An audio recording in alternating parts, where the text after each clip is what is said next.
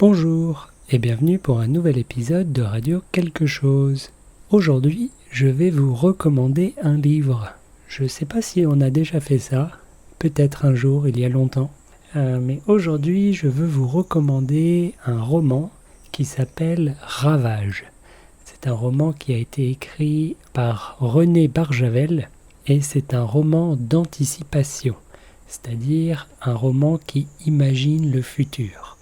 Donc c'est un type de science-fiction et Ravage, c'était le premier roman d'anticipation français. Donc il est un peu important pour ça et puisque c'était le premier, il a été écrit il y a très longtemps.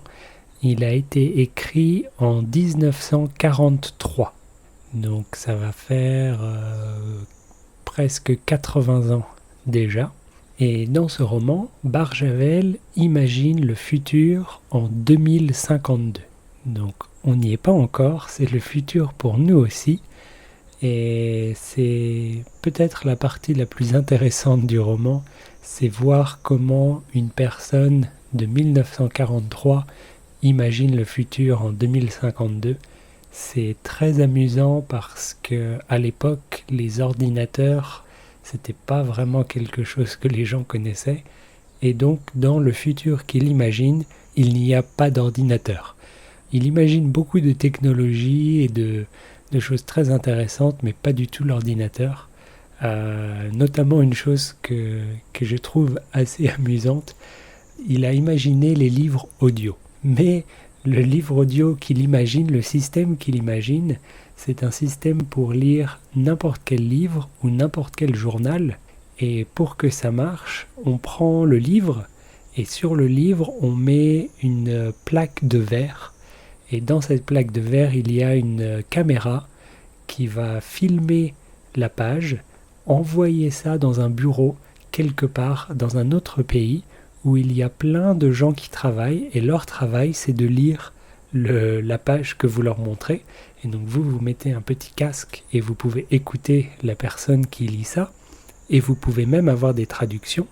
C'est-à-dire que dans ce cas-là, la personne va passer l'image à un collègue qui parle une autre langue et vous pourrez avoir la traduction.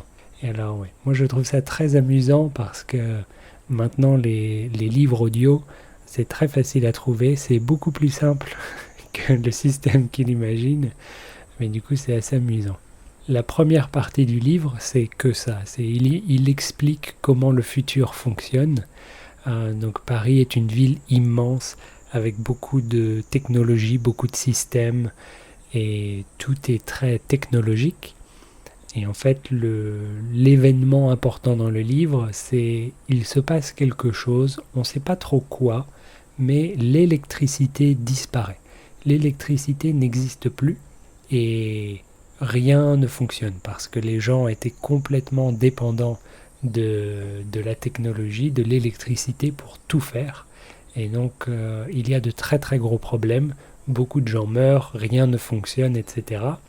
Et le héros décide de retourner dans sa région natale, qui est la Provence. Et là-bas, il va essayer de créer une communauté qui va survivre sans la technologie. Donc ce sera une communauté rurale, agricole. Et voilà, il va essayer de développer ça pour survivre, pour que l'humanité survive. Comme j'ai dit, la première partie, à mon avis, c'est la plus intéressante pour voir le futur qu'il imagine. Mais la deuxième partie est intéressante aussi pour essayer de réfléchir un peu à comment nous survivrions. Survivrions ? Peut-être. On survivrait.